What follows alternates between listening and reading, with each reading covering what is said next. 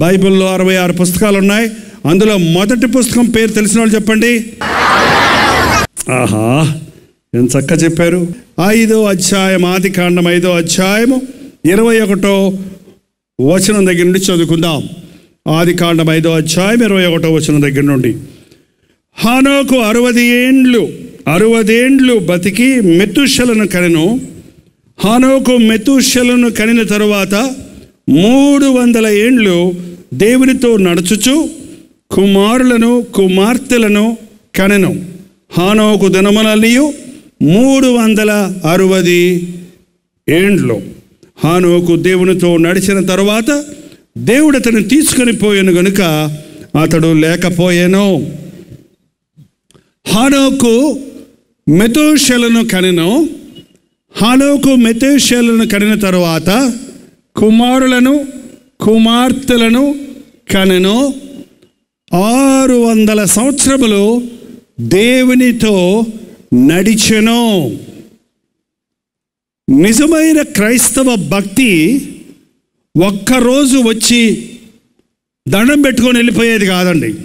క్రైస్తవ భక్తి ఇంకెంతకాలం ఇలా నోరు మూసుకోవాలి? తిట్టేవాళ్ళని తిట్టకుండా, కొట్టేవాళ్ళని కొట్టకుండా, అన్యాయం చేయకుండా, అబద్ధాలు ఆడకుండా, ఎన్ని రోజులు ఈ భక్తి, ఎన్ని రోజులు నేను ఇలా కళ్ళు కట్టుకొని నోరు కట్టుకొని చెవులు కట్టుకొని ఉండాలి అని కొంతమంది విసిగిపోతూ ఉంటారు. కానీ నిజమైన క్రైస్తవ భక్తి కొద్ది రోజులో కొన్ని సంవత్సరాల్లో కాదండి. నిజమైన క్రైస్తవ భక్తి దేవునితో నడవటం, దేవునితో సహవాసం కలిగి ఉండటం. దేవునితో నడవటం అంటే బైబిల్లో రాయబడింది, సమ్మతింపకుండా ఇద్దరు కూడి నడతురా. చాలామంది భార్యాభర్తలు కూడా నుండి బజార్ కానీ బయలుదేరతారు. బయలుదేరి ముందు ఆయన నడుస్తుంటాడు, వెనకాల ఏమి నడుస్తుంటుంది. ఎందుకు? ముందు బాగానే నడుస్తారు కొంతసేపు. చీర కొంటావా? నేను కొన్నావు. చీర కొన్నావు, కొంటా అంట. కొనకపోతే పా ఏంటంటే ఆయన ముందు ఈయన వెనకాల. ఏంటంటే చాలాసార్లు ఇద్దరు ఏక మనసు లేకపోతే పక్కన నడవలేరు, కలిసి నడవలేరు. ఈ రోజున చాలామంది జీవితాల్లో ఏకత్వం లేదు. భార్యాభర్తల్లో ఎక్కడ చూసినా తగాదాలే, ఎక్కడ చూసినా గొడవలే. కలిసి ఒకింటనే ఉంటారు, వండుకుంటారు, తింటారు, అవసరమైతే డబుల్ కాట్ మీదే పడుకుంటారు, కానీ మాట్లాడుకోరు. కానీ మనసు కలవదు. యథావిధిగా పిల్లలకి అంటారు, కుటుంబం నడుస్తుంది అనుకుంటుంటారు, కానీ ఏక మనసు లేదు, సంతోషం లేదు, ప్రేమ లేదు, ఐక్యత లేదు. కారణం ఇద్దరి మనసులు కలవటం లేదు. నేను గమనించి చూసింది ఏంటంటే, అంటే పాపము ఎక్కడ ఉంటుందో ఆ పాపం అండి ఇద్దరు మనుషుల్ని అతకనివ్వదు. ఇద్దరు మనసులు అతుక్కోరే, ఇద్దరు మనసుల మధ్య పాపం ఉందంటే వాళ్ళు ఇద్దరూ కలిసి బ్రతకొచ్చు, మాట్లాడుకోవచ్చు, బిజినెస్ చేయొచ్చు, వేరే ఏమన్నా చేయొచ్చు, కానీ వారి ఇరువురి మనస్సులు మాత్రం కలవు. ఇరువురి మనస్సులు కలవాలంటే యేసుక్రీస్తు ప్రేమ అక్కడ ఉండాలి. పాపం మనల్ని వేరు చేస్తుంది. ఎంతోమంది కుటుంబాల్లో మనుషులు వేరైపోయి ఉన్నారు. ఎంతోమంది భార్యాభర్తలు వేరుపడిపోతూ ఉన్నారు. పట్టణాల్లో వేరుపడుతున్నారు, పల్లెల్లో వేరుపడుతున్నారు. నాకొచ్చే ఉత్తరాలు నేను చదివినప్పుడు ఎంత బాధ కలుగుద్దంటే, నా భర్త నన్ను వదిలేసి వెళ్ళిపోయాడండి, నాకు విడాకులు ఇచ్చేస్తానంటున్నాడండి, నా భర్త నాకు కావాలి, మా అత్తమామలు నన్ను వద్దంటున్నారు అని ఎంతమంది భార్యాభర్తలు వేడిపోతున్నారు. చాలామంది పురుషులు కూడా ఈ రోజున నా భార్య విడిచిపెట్టి వెళ్ళిపోయింది, నేను వద్దంటుంది, నాకు నా భార్య కావాలి, నాకు కావాలి అని అతను అంటున్నాడు, కానీ ఆమె రానంటుంది. నా భర్త కావాలని మరొకరు అంటున్నారు, ఆయన వద్దంటున్నాడు. ఇదే సంగతి. రెండు చేతులు కలిస్తే కానీ ఏమవుదంటండి, చప్పట్లు కొట్టలేవు. ఒక్కొక్క చెయ్యి చప్పట్లు కొట్టి చూపించండి చూద్దాం. టుక్కు టుక్కు టుక్కు టుక్కు అనుకోవాల్సింది ఏమి లేదు అక్కడ.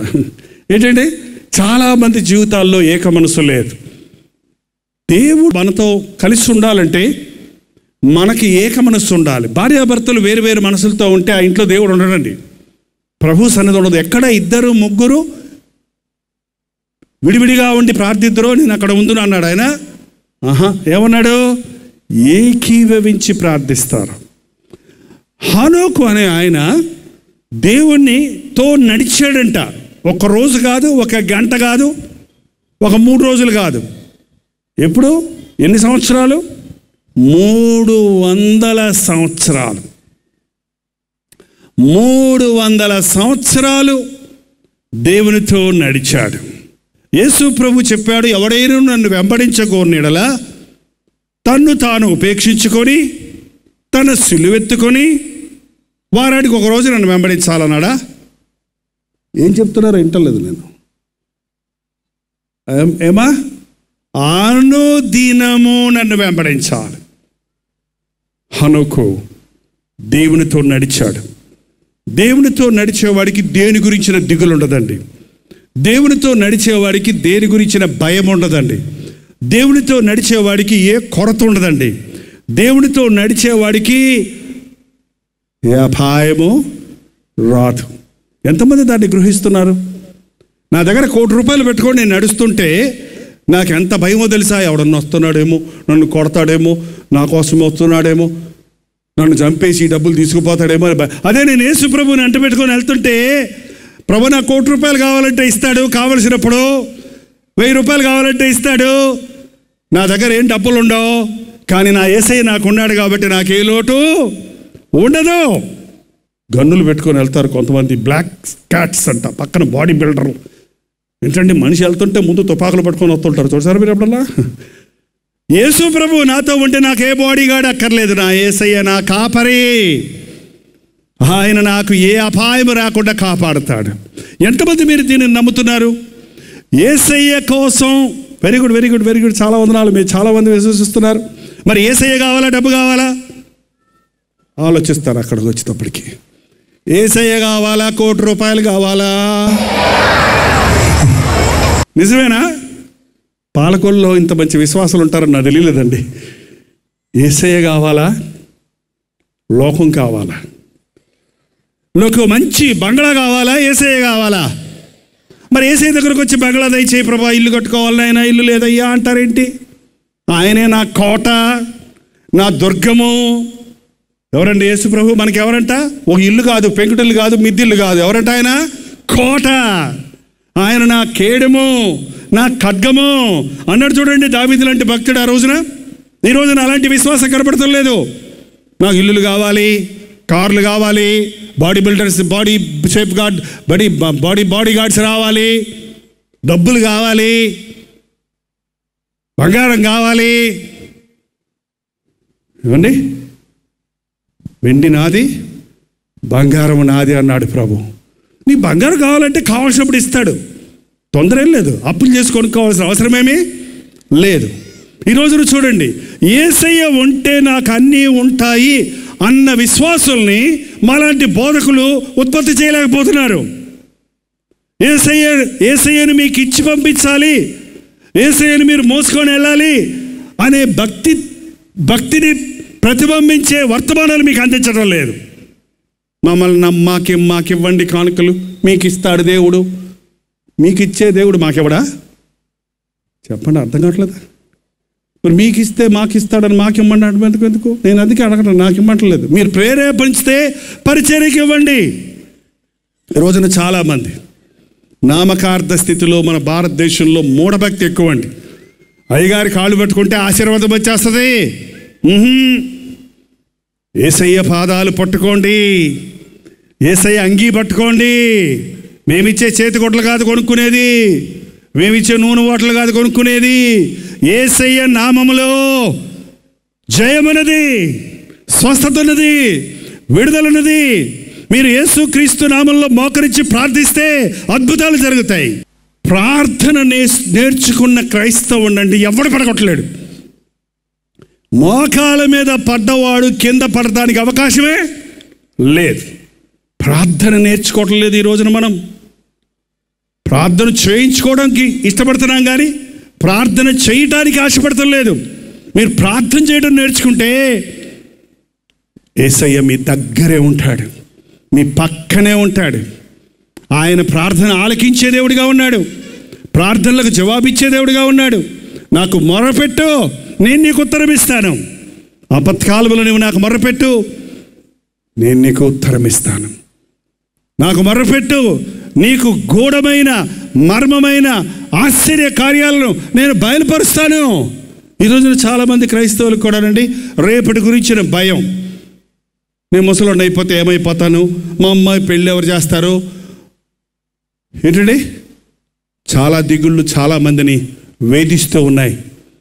హాస్పిటల్కి వెళ్ళగానే నీ క్యాన్సర్ అని చెప్పగానే ఏమవుతుంది చెప్పండి అమ్మా? మీకు తెలిస్తే కదా, మీకు వస్తే కదా క్యాన్సర్ వచ్చిన వాళ్ళని మీరు అడగండి, ఇంకంతే. అన్నం తినబోద్దు ఇది, ఆ ఇంట్లో వాళ్ళందరూ ఏడిపే.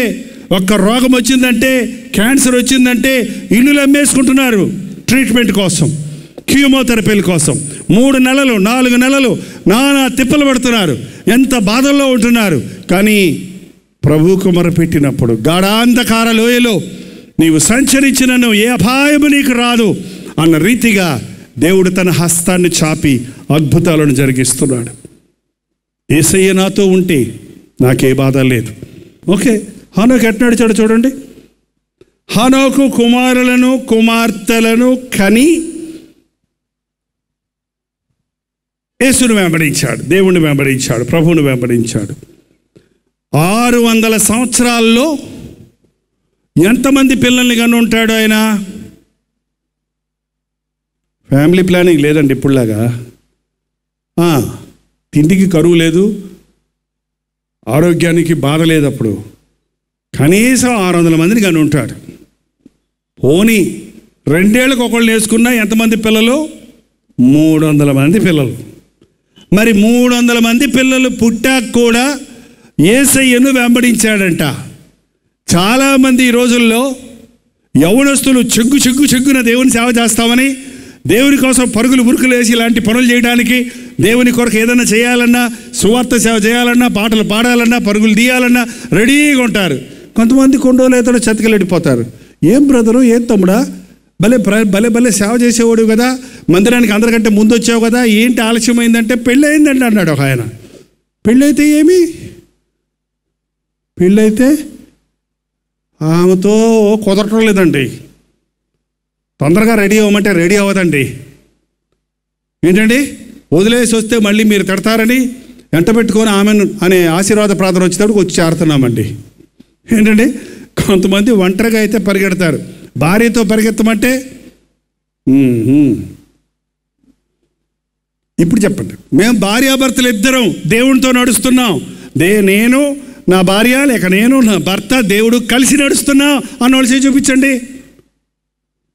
తగ్గిపోయింది. మంచి విశ్వాసుల కుటుంబాలు ఉన్నారు ఇక్కడ. ధన్యులు మీరు. నువ్వు ప్రభువును వెంబడించాలనుకున్నప్పుడు అడ్డం వేసేది బయట వాళ్ళు అడ్డం వేస్తే నువ్వు ఆగిపోవు. నీ ఇంట్లో ఉన్న భార్య ద్వారా, భర్త ద్వారా నిన్ను ఆటంకపరచడానికి సాతానుడు ప్రయత్నిస్తాడు. లోతు నీతిమంతుడు, లోతు బాగా పరిగెడుతున్నాడు, కానీ ఆయనకు భార్య దొరికింది, అక్కడ ఊరకొచ్చిందట. ఎక్కడ? ఐగుప్తు దేశంలో పనివారిని పనికెత్తలు ఇచ్చాడు చూడండి రాజు. అందులో ఒక ఆమెను పెళ్లి చేసుకున్నాడు ఆయన. ఆమె అన్నురాలు, ఆమె అలంకరణ, ఆమె యొక్క లోకత్వము ఆమెలో ఉండిపోయినాయి. అందుకని ఆమె ఎంతసేపు లోతుకు అడ్డం పడతా ఉంది. అబ్రహాముతో, విశ్వాసపరుడైన అబ్రహాము శారాలతో లోతు పరిగెత్తాడు, సంతోషంగా వెంబడించాడు. దేవునితో అబ్రహాము నడుస్తుంటే అబ్రహాముతో పాటు లోతు నడుస్తున్నాడు. కానీ ఒక సమయం వచ్చేటప్పటికీ వేరుపడిపోదాం. లోతుకి ఇష్టం లేదు వేరుపడటం. కానీ ఎవరు వెనకాల? అమ్మగారు. ఎవరండి? ఆమె పేరు లేదు బైబిల్లో. ఏం పేరండి ఆమె పేరు? లోతమ్మ, లోతు భార్య. ఏం చేసింది? వేరుపడిపోదామండి. ఈ శారతో ఉంటే సినిమాలకు వెళ్ళనివ్వట్లేదు. ఈ అబ్రహాంతో ఉంటే మాట్లాడితే మోకరిల్లు ప్రార్థన అంటాడు. మనం వేరుపడిపోతే చక్కగా ఉంటుందండి. మనం వీళ్ళ దగ్గరే ఉంటే మనం బాగుపడము, పైకి రాము. ఏంటండి, నేను గమనించిందండి, దేవుని బిడ్డలతో ఉన్నప్పుడు మనం ఎంత అణిస్తే ఎంత ఆశీర్వాదం మనకి. నా జీవితంలో నుండి 18వ సంవత్సరంలో యేసుప్రభుని తెలుసుకున్నా. 30 సంవత్సరాల వయసు వచ్చే వరకు దేవుని సేవకుల చేతి కింద అణిగి ఉన్నాను నా యమనకాలం అంతా. దేవుని మందిరంలో చాకరీ చేస్తూ, మందిరాన్ని ప్రేమించి, మందిరంలో పనులు చేస్తూ, సువార్త పనులు ముందుకు సాగడానికి, సేవకులు చెప్పినట్టుగా విని అణిగిమణిగి ఉండడానికి సహాయం చేశాడు. కాబట్టి యవ్వన కాలంలో తప్పిపోకుండా ఈరోజు వరకు ఆరోగ్యంగా బలంగా నా విశ్వాసాన్ని కాపాడుకొని ఓవరకే పొగడ్తలకు డబ్బుకి లోకానికి లొంగిపోకుండా విశ్వాసాన్ని స్థిరపరుచుకున్నాను. యవ్వన కాలంలో కాడిమోయట నరునికి మేలు. నీకు ప్రార్థనాపరులైన భార్య ఉంటే ఇసుక్కోకండి. ప్రార్థన చేద్దామన్నాడే ఎప్పుడు ప్రార్థన అంటావు పద అనకండి. అవునమ్మా నాకు ఎలాగ చేత కావట్లేదు నువ్వన్నా చెయ్యి అని అడగండి. మీకు తెలియదు ఆ ప్రార్థనలో ఉన్న ఆశీర్వాదం నువ్వు ₹1,00,00,000 సంపాదించుకున్న దాంట్లో కూడా ఉండదండి. భార్యాభర్తలు ఇద్దరు కలిసి ప్రార్థిస్తే పరలోకాన్ని భూలోకానికి దింపొచ్చు, పరలోకం భూలోకంలో అనుభవించవచ్చు. చాలాసార్లు చాలా కుటుంబాల్లో భార్య ద్వారా లేక భర్త ద్వారా ఆటంకాలు కలుగు చేస్తున్నాడు సాతానుడు. అందుకని ఒకవేళ మీరు ఒకరి మీద ఒకరి కోపం వచ్చినా, ఒకరితో ఒకరు జగడాలు వేసుకున్నా, మీరు ఎంత మాత్రమో కోపాన్ని సూర్యుడు అస్తమించే వరకు మీ హృదయంలో ఉంచుకోకండి. సరే, భార్యాభర్తలు దేవుని వెంబడిస్తున్నారు. మరి ఆ హానోకు భార్య మాత్రం ప్రభువుని వెంబడించారన్నదా? కుమారులు కుమార్తెలతో ప్రభువుని వెంబడిస్తున్నాడు. మీ బిడ్డలను సైతానికి అప్పచెప్పి మీరు మాత్రం పరలోకానికి వెళ్తారా? మీ బిడ్డలు నరకంలో అల్లాడుతుంటే మీరు పరలోకంలో కూర్చొని సంతోషిస్తారా? ఏంటండి, మీరు నిజంగా రక్షించబడ్డ తల్లిదండ్రులు అయితే మీ బిడ్డలను వెంట పెట్టుకొని వెళ్ళండి. మీ బిడ్డలను దేవుని మందిరానికి వచ్చినప్పుడు వెంట తీసుకొని రండి. వద్దులే నాయన నువ్వు మూవీలు చూసుకుంటూ కూర్చోండి, సినిమాలు, మేము చర్చికి వెళ్ళి వస్తామని చెప్పకండి. ఏంటండి, నువ్వు పోయి ఆడుకో అయ్యా, మేము వెళ్ళి దేవుణ్ణి ఆరాధించుకొని వస్తామని చెప్పకండి. ఫరో దగ్గర ఇశ్రాయేలీలందరినీ బానిసలుగా చేసేసాడు. మోషే వచ్చన్నాడు, నా ప్రజలందరినీ పంపించు, మేము వెళ్ళి 3 రోజులు దేవుణ్ణి ఆరాధించుకోవాలి అంటే ఫరో ఏమన్నాడండి? నేను లీవ్ ఇవ్వను, నేను పంపకపోతే అని దేవుడు ఆశ్చర్య కార్యాలు చేశాడు. ఆ బాధలు తట్టుకోలేక ఫరో అన్నాడు, సరే పురుషులు మాత్రం వెళ్ళండి అంటున్నాడు. ఎందుకని పురుషులు మాత్రం వెళ్తే స్త్రీలు ఉంటే అక్కడ ఏం చేస్తారు? మళ్ళీ ఎక్కడికి వచ్చేస్తారు? మనసు అంతా ఎక్కడ ఉంటుంది? కుటుంబం మీద ఉంటుంది. లేదు మేము కుటుంబాలుగా వెళ్ళాల్సిందే అంటే మళ్ళీ అంటున్నాడు ఫరో, అయితే కుటుంబాలు వెళ్ళండి, ఆస్తి అంతా ఇక్కడ వదిలిపెట్టేసి వెళ్ళండి అంటున్నాడు. ఆస్తి అంతా వదిలిపెడితే ఎక్కడ ఉంటుంది మనసు? మళ్ళీ ఇక్కడే ఉంటుంది. ఆయన అన్నాడు మోషే, ఒక డెక్క కూడా వదిలిపెట్టం ఇక్కడ. మేకల కాటికి డెక్కలు ఉంటాయి కదండి, ఊడిపోయినాయి. ఆ డెక్క ముక్క కూడా ఇక్కడ వదిలిపెట్టాం. మాకు సంబంధించినవన్నీ మేము దేవుని దగ్గర తీసుకొని వెళ్ళాలి. ఎంతమంది ఇలా ఈ రోజున నేను నా ఇంటి వారి యెహోవాను సేవించదము అనే వాక్యం ఇంట్లో పెట్టుకుంటారేమో కానీ, నా సమస్తము నీకే ప్రభువా అని పాటలు పాడతారేమో కానీ, ఎంతమంది నీ కుటుంబంతో ప్రభువుని వెంబడిస్తున్నారు? నీ ఆస్తిపాస్తులతో దేవుణ్ణి గణపరుస్తున్నాడు. నాకున్నదంతా నా యేసయ్య ఇచ్చింది అని ఎన్నో పాటలు పాడుతుంటామండి. కానీ నిజంగా నీకున్నదంతా యేసయ్య కొరకు ఇవ్వడానికి నువ్వు సిద్ధమా? ఆనాడు పేతురు యోహానును ప్రభువు పిలిచినప్పుడు వారు సమస్తమును విడిచిపెట్టి ఆయన్ని వెంబడించారు. అందుకని పేతురు యోహానులు అడుగు తిని వాళ్ళు అయిపోయారా? ఏమి లేని వారు అయిపోయారా? వారికి ఏమీ లేదు. కానీ అన్నాడు, ఆ పుట్టుకుంటోడు చూసి, వాళ్ళు వేసుకున్న వస్త్రాలు చూసి, ఒకవేళ సిల్క్ అంగీలు వేసుకున్నాడేమో, నాకులా కోట్లు వేసుకున్నాడేమో, కోట్లు లేవు కదా అప్పుడు. వాళ్ళని చూసి వీళ్ళు చాలా ధనవంతులు అనుకొని, వారి దగ్గర మాకేమైనా దొరుకుద్ది అనుకొని వారు అయ్యా అంటే పేతురు యోహానులు ఏమన్నారండి? వెండి బంగారాలు మా యొద్ద లేవు, మాకు కలిగిందే మీకు ఇస్తున్నాము, నజరేయుడైన యేసుక్రీస్తు నామములో లేచి నడువనగానే పుట్టుకుంటూ వాడు లేచి నడిచాడు. ఒకవేళ వాడికి 10 రూపాయలు కానుకేసినా, 1,00,000 రూపాయలు ఇచ్చినా, వాడి కుంటుదనం పోకపోతే వాడికి ఏమైనా ప్రయోజనం ఉందా? పేతురు యోహానుల దగ్గర డబ్బులు లేవు, కానీ నజరేయుడైన యేసుక్రీస్తు నామములో ఉన్న ఆశీర్వాదం ఉంది. క్రీస్తును పోగొట్టుకొని డబ్బులు సంపాదించుకుంటే ఏం ప్రయోజనం అండి? క్రీస్తు లేకుండా ఎన్నున్నా ఏముందండి? క్రీస్తు లేకపోతే ఇలాంటి సభల్లో ఒకవేళ జైపాల్ ఉన్నాడు అని మీరు అందరూ వచ్చి ఉంటే, ఈ ఇన్ని సున్నాల పక్కన పెడితే మన విలువ ఎంతండి? అరే 0 అంటే ఎంతండి విలువ? 0. 10 సున్నాలు అయితే 10 సున్నాలు కూడా 0.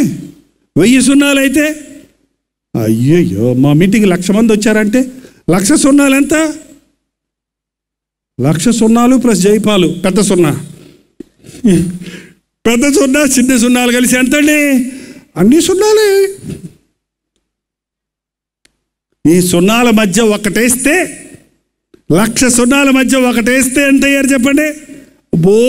ఈ సున్నాలన్నింటికి ఏమొచ్చేసింది? విలువ వచ్చేసింది. ఆ యేసయ్య ఒకడు మనతో ఉంటేనే మనకు విలువ. యేసయ్య లేకుండా మనం ఎంతమందివి చేరినా, ఎన్ని పాటలు పాడినా, ఎన్ని మీటింగులు పెట్టినా, ఎంత డబ్బు సంపాదించుకున్నా, ఏం చేసినా సున్నా. మన బ్రతుకులో విలువ లేదండి. పౌలు అన్నాడు, నాలో మంచి ఏమీ లేదు, నేను పాపమునకు అమ్మడిపడిపోయిన వాడిని, అయ్యో నేనంత దౌర్భాగ్యుడను, ఇటు దౌర్భాగ్యమైన శరీరము నుండి నన్ను ఎవడో విడిపిస్తాడు. ఏమంటే మనుషుడు వెర్రవేగుతాడు, నేను ఎంఏ చదివాను, నేను ఐఏఎస్ ఆఫీసర్ని అంటాడు. ఏమంటే ఆ లారీ టైర్ ఎక్కింది అనుకోండి, ఆ బొర్ర ఏమవుతుంది చెప్పండి? ఎంఏ బొర్ర కదా నాగుద్దా? ఎంఏ బొర్రాబు, పిహెచ్డి బొర్రాబు పటాక్కును వెళ్ళిపోతుంది. ఏం చదువుకున్నాడు బొర్ర పగిలిపోతుంది, ఎంఏ చదివినోడు బొర్ర పగిలిపోతుంది. ఎవడు కాపాడగలడు? నాకు చాలా అందం ఉంది, నేను చాలా అందగత్తిని అని వెర్రవేగిందంట ఆ మహాతల్లి. ఏం పేరు? డయానావా? రాజుగారి కోడలైంది, రాజింటికి కోడలైంది ఆమె. చాలా అందచందాలు కలిగిన ఆమె, రాజటీవీ కలిగిన ఆమె. కానీ ఏమైందండి? యాక్సిడెంట్లో గుద్దితే మొక్క చెక్కలైపోయి మనిషి ముఖం కూడా కనపడకుండా పోయింది. ఎంత మాత్రం మన జీవితం ఇంతలో కనబడి అంతలో మాయమయ్యే నీటి పడగ వంటిది. నీ అందము, నీ బలము, నీ జ్ఞానము, నీకున్నదంతా ఒక్క క్షణంలో నువ్వు పోగొట్టుకుంటావు. యేసయ్యను నీవు కలిగి ఉంటే ఏమున్నా లేకున్నా ఆయన రాజ్య వారసులం అవుతాం. ఈ అంచె దినాల్లో సాతానుడు కుటుంబ వ్యవస్థ మీద తిరగబడుతున్నాడండి. ఇంటికి ఒకడిని సాతాను అతికి తీసుకుంటున్నాడు, ఇంటికి ఒకడిని పట్టుకుంటాడు అంతే, ఒక్కడే. చాలామంది చెప్తుంటారు నాకు వచ్చి, అయ్యా మా పిల్లలందరూ మారాడయ్యా, ఒక్కడున్నాడయ్యా, వాడు తాగొచ్చి ఇంట్లో గోలగోలు చేస్తున్నాడయ్యా, రోజు సమాధానం లేకుండా చేస్తున్నాడయ్యా, అందరూ మారారు, అంత ప్రార్థన చేస్తున్నాడు, ఒక్కడే చాలు ఇంట్లో ఉన్న సమాధానం అంతా పాడు చేస్తున్నాడు, ఇంట్లో ఉన్న సరుకులన్నీ తీసుకెళ్ళి అమ్మేస్తున్నాడు, తండ్రి మీద కొట్టడానికి వెళ్తున్నాడు. చూడండి, ఇంటికి ఒకరిని సాతాను పెట్టుకొని ఇంట్లో కలవరం పెడుతున్నాడు. మీ ఇంట్లో ఎవరైనా అట్లాంటి మొండి వాళ్ళుంటే, మారని వాళ్ళుంటే ఈ సభలు మీకోసమే. ఈ సభల్లో అలాంటి వారిని మార్చడానికి దేవుడు తన కార్యాన్ని జరిగిస్తాడు. మీరు వాళ్ళు ఇక్కడికి రప్పించండి, రాకపోయినా మీరు ఇక్కడ మోకాళ్ళని ప్రార్థించండి, దేవుని ఆత్మకార్యం అక్కడ జరిగిస్తాడు. ఈ రోజున నీవు నరకానికి పోకుండా నిన్ను రక్షణ కలుగు చేయడానికి యేసు ప్రభు సిద్ధంగా ఉన్నాడు. దేవుని వాక్యం చెప్తుంది, యేసు ప్రభు చెప్తున్నాడు, లోబడనులని వారి వైపు దినమంతయు నా చేతులు చాచి ఉంచి ఉన్నాను. ఇప్పుడైనా రా, నాతో నడు, రా, నేను నీతో ఉంటాను. నీ భుజం మీద భుజం వేసి నీ చేయి పెట్టి దిగులు పడకు, భయపడకు, నీ చేయి పట్టుకొని నేను నిన్ను నడిపిస్తానన్న ప్రభు మనకి అందుబాటులో ఉన్నాడు. విశ్వసిస్తే నీ చేతులు ప్రభు చేతులకు అప్పగిస్తే పడకుండా కాపాడేవాడు, పడితే లేవనెత్తేవాడు, ఆయన రాజ్యము చేరే వరకు నేను నడిపించే యేసుక్రీస్తు ఎంత గొప్ప దేవుడో నీ బ్రతుకులో అనుభవిస్తావు. దయచేసి తలలు వంచండి, ప్రార్థన చేసుకుందాం. కొద్ది నిమిషాల్లో మనం అందరం వెళ్ళిపోతున్నాం. ఈ సమయంలో ఎవరు కదలొద్దండి. 1 నిమిషం 2 నిమిషాలు ముందెళ్ళి మీరు చేసేది ఏముండదు. ఈ ప్రార్థనా సమయంలో దేవుడు ఒక అద్భుతాన్ని జరిగించబోతున్నాడు. ప్రతి ఒక్కరూ దయచేసి కళ్ళు మూసుకోరండి. అందరం లేచి నిలబడదాం, అందరం లేచి నిలబడి మన 2 చేతులు ఆకాశం వైపు ఎత్తి, ప్రభా నీతో నడుస్తానయ్యా, నిన్ను వెంబడిస్తానయ్యా, నా భర్త ఇంకా మారలేదు, నా భర్తను మార్చు నాయన, నా భార్యను మార్చు ప్రభువా, నా బిడ్డలందరూ మారాలి నాయన, నా కుటుంబం అంతా పరలోకంలోకి రావాలయ్యా, మేమెవరూ నరకానికి పోకూడదు నాయన, నిన్ను వెంబడిస్తామయ్యా. ఈ లోకంలో బ్రతికినంత కాలము నీతోనే నడుస్తావు నాయన. నా మట్టుకైతే బ్రతుకుట క్రీస్తే అనే మనసు మాకు దయచేయ్యా. లోకంలో పాపాలు చూసి ఆకర్షించబడి, లోకంలో మనుషులు చూసి కృంగిపోయి, లోకంలో పరిస్థితులు చూసి దిగజారిపోతున్నానయ్యా.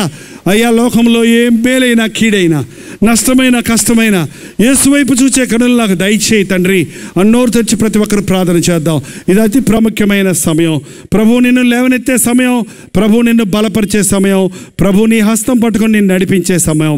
ఈ రోజు నుండి నీ రాకడ వరకు నీతోటే ఉంటానేసయ్యా. ఈ రోజు నుండి నా మరణం వరకు నిన్నే వెంబడిస్తానయ్యా. ఈ లోకమంతా పెంట కుప్పయ్యా, ఈ లోకమంతా చెత్తయ్యా. ఈ లోకంలో ఇచ్చే ఆశీర్వాదం, లోకంలో ఉండే ఆనందము తాత్కాలికమైందని నేను గుర్తించానయ్యా. ఎన్నోసార్లు మోసపోయాను. ఆయన పాపకాలమును, అల్పకాల పాప భోగమును నేను రుచించి మోసపోయానయ్యా, నష్టపోయానయ్యా, నా బ్రతుకును పాడు చేసుకున్నానయ్యా. ఈ రోజు నుంచి నీ పాదాల దగ్గరికి వస్తున్నాను.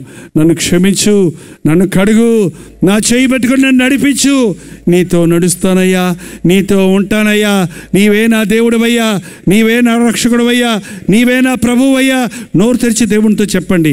ఇక్కడ మీరు ప్రార్థిస్తుంటే అక్కడ ఆకాశం నుంచి ప్రభు మీ ప్రార్థన వింటున్నాడు. ఆత్మస్వరూపిగా ఉన్న ప్రభు మనతో ఉన్నాడు. జకయ్యా త్వరగా దిగిరా, నేడు నేను నీ ఇంట ఉండవలసి ఉన్నదన్న ప్రభు ఈ రాత్రి నీ ఇంటికి వస్తానంటున్నాడు. నీతో నడిచి నీ ఇంటిలోనికి వస్తానంటున్నాడు. నీ బ్రతుకులో ఆయనకి స్థానం ఇచ్చినప్పుడు నీతో ఉండి నిన్ను వర్ధిల్లింపజేస్తానంటున్నాడు. ప్రభువా, నువ్వు లేని మూలానే మా ఇంట్లో మరణం వచ్చిందయ్యా, నువ్వు లేని మూలానే మా ఇంటికి శాపం వచ్చిందయ్యా, నీవు లేని మూలానే నాకు అనేకమైన పాపాల్లో పడిపోయి నష్టపోయానయ్యా. దేవా, నన్ను క్షమించు నాయన, పాపము ఊబిలో పడిపోయాను, నన్ను లేవనెత్తు నాయనా. ఈ ఇంటర్నెట్ అనే వలలో పడిపోయానయ్యా, వీటికి బానిస అయిపోయానయ్యా, మానలేకపోతున్నానయ్యా, అపవిత్రమైన వాటిని చూడకుండా ఉండలేకపోతున్నానయ్యా. నా కన్నులు తిప్పయ్యా, నా కన్నులు పరిశుద్ధపరిచయ్యా, నా జీవితాన్ని మార్చు నాయనా అని ప్రతి ఒక్కరూ ప్రార్థన చేద్దాం. నోరు తెరిచి ప్రతి ఒక్కరూ ప్రార్థన చేద్దాం. పరిశుద్ధాత్ముడు ఒక కార్యాన్ని జరిగించడానికి, నిన్ను లేవనెత్తి నిన్ను నడిపించి ఆయన రాజ్య వారసుడిగా చేయ వరకు నిన్ను ఆశీర్వదించాలని ఆశిస్తున్న ప్రభు మన మధ్య సంచరిస్తున్నాడు. ఈ రాత్రి నుండి నాకు తోడుండు నాయన. అది గాఢ అంధకార లోయైనా నేను భయపడను, అది మరణాంధకార లోయ అయినా నేను భయపడను. నీవు నా కాపరిగా ఉండేసయ్యా, నిన్ను సంతోషపెట్టే మనసు నాకు దయచేయి నాయన. నా పాపం నుండి నన్ను విడిపించు నాయన. సాతానుకు నా మీద అధికారం లేకుండా చేయి ప్రభువా. నీ బిడ్డగా నన్ను స్వీకరించేసయ్యా, నీతో నడుస్తాను, నీ రాజ్య వారసుడిగా ఉంటానయ్యా, నాకు తోడుండేసయ్యా అన్నవాళ్ళు అలాగే మీ రెండు చేతుల పైకెత్తి ప్రభువును పిలవండి. ఆయన పరిశుద్ధాత్మతో మిమ్మల్ని అభిషేకించి పాపములో పడకుండా, పక్కదారి పట్టకుండా మిమ్మల్ని తన పదములో నడిపించి తన రాజ్య వారసుడిగా చేసుకున్నటకు ఆశ కలిగి ఉన్నాడు. శోధనలుంటాయి, శ్రమలుంటాయి, కానీ ఆయన కృప మనకు తోడున్నప్పుడు వాటిని మనం జయించగలుగుతాం. నోరు తెరిచి యేసయ్యా నాకు తోడుండు, ఈ రోజు నుండి నీతో నడుస్తానయ్యా అని మనస్ఫూర్తిగా చెప్పండి. పరిశుద్ధుడా, ప్రేమగల తండ్రి, ఒక్కసారి ఆవరణలో కూడి వచ్చిన నీ బిడ్డలను చూడు నాయన. అనేక స్థలముల నుండి ఎంతో ఆసక్తితో ప్రయాణాలు చేసి ఈ ఆవరణలోనికి వచ్చిన వారిని చూడు నాయన. నీతో నడవాలని, నిన్ను వెంబడించాలని, నీ రాజ్య వారసులు అవ్వాలని వారి హృదయ వాంఛను తీర్చుము నాయన. ఈ లోకంలో మాకు కలిగే శ్రమలు, మాకు కలిగే పోరాటాలు, మాకు కలిగే శోధనల్లో నీవు తోడుంటే మాకు చాలు అన్న ధైర్యాన్ని, విశ్వాసాన్ని మాకు కలుగు చేయము తండ్రి. యేసయ్యను నేను విడిచిపెట్టాను, వెనకబడిపోయాను, నేను జారాను, పడిపోయాను, ప్రభువుకు దూరమయ్యానని ఎవరైతే గ్రహించుకొని పశ్చాత్తాపడుతున్నారో అతి వారిని నీ బలమైన గాయపడిన హస్తముతో లేవనెత్తుము నాయన. మరలా పాపములోనికి పోకుండా, మరలా త్రాగుడుకు బానిసలు కాకుండా, మరలా సినిమాలకు బానిసలు కాకుండా, మరలా పాత స్వభావానికి చోటు ఇవ్వకుండా మీ ఆలయాన్ని, మీ సన్నిధిని ప్రేమించుటకు, నీ పాదాల దగ్గర సమకూడుటకు, నీతో నడుచుటకు సహాయం చేయి నాయన. ఇప్పుడే పరిశుద్ధాత్మ కార్యాలు మా మధ్య జరిగించుము. మా చుట్టూన్న వారు నువ్వు యేసుని వెంబడిస్తున్నావే, నీకేమొచ్చింది అన్నప్పుడు అయ్యా మా బ్రతుకుల్లో ఉన్న కొరతలు, మా బ్రతుకుల్లో ఉన్న బాధలు మా పక్కవారు చూచి హేళన చేయక్కర్లేకుండా మా బాధల నుంచి మమ్మల్ని విడిపించు నాయన. యేసయ్యను నమ్ముకున్నావే, నీకు బిడ్డలు కలగలేదే అని నిందను భరిస్తున్న సహోదరుల గర్భాలను ఈ రాత్రి నజరేయుడైన యేసుక్రీస్తు నామములో తరచున్నాము తండ్రి. యేసు ప్రభువును నమ్ముకున్నావు, నీ ఇంటిలో సమాధానం లేదే, నీ ఇంటిలో నీ బిడ్డలు మారలేదే అని నిందలు పడుతున్న వారిని ఈ రాత్రి అటువంటి ఎవరి బిడ్డల మీద నీ ఆత్మను కుమ్మరించిన ఆయన కుటుంబాలు రక్షించబడి సంతోషముతో నీ సన్నిధి కొరకు పరుగులెత్తు వారికి ఉండుటకు సహాయం వచ్చేమో. యేసయ్యను వెంబడిస్తున్నానంటూనే సాతానుకు లోబడిన వారిని, సాతానుకు చోటిస్తున్న వారిని నజరేయుడైన యేసుక్రీస్తు నామములో ఈ రాత్రి విడుదల చేయించున్నాము నాయన.